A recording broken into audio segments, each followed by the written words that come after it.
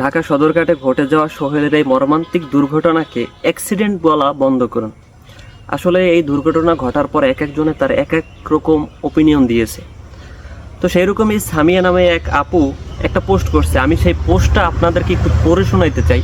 খুবই গুরুত্বপূর্ণ কথা তিনি বলছে।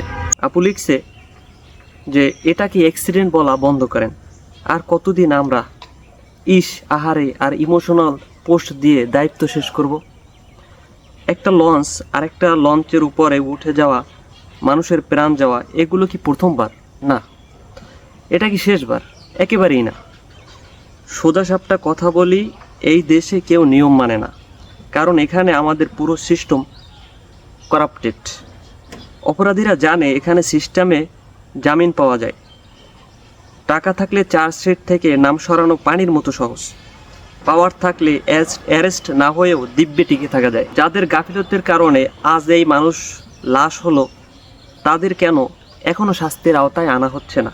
আপনি যেটাকে দুর্ঘটনা বলে মনকে সান্ত্বনা দিচ্ছেন, সেটা আসলে এক একটা কোল্ড ব্লাডেড মার্ডার।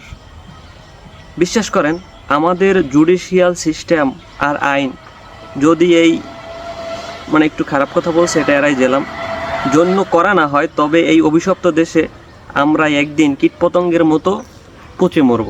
যদি কলিজায় একটু লাগে তবে কান্নাকাটি বাদ দিয়ে জাস্টিস চান, আওয়াজ তুলুন, যাতে এবার অন্তত কেউ পার না পায়।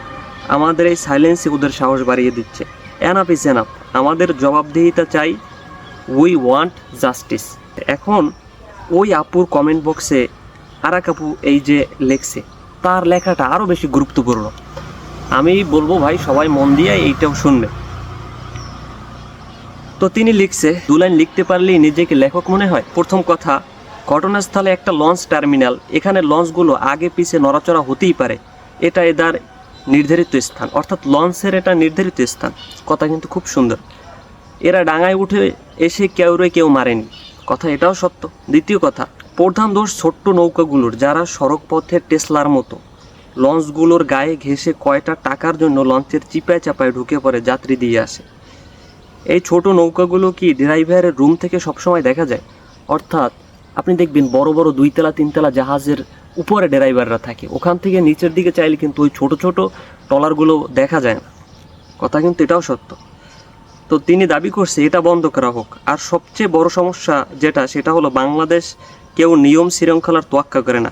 এটা দুর্ঘটনার মূল কারণ। আপনি সদরঘাটে দেখবেন যে চিপায় চাপায় ঢুকেই একটা যাত্রীর জন্য ওরা যে কি যুদ্ধ করে, আপনি ওখানে দাঁড়াইলে দেখতে পারবেন।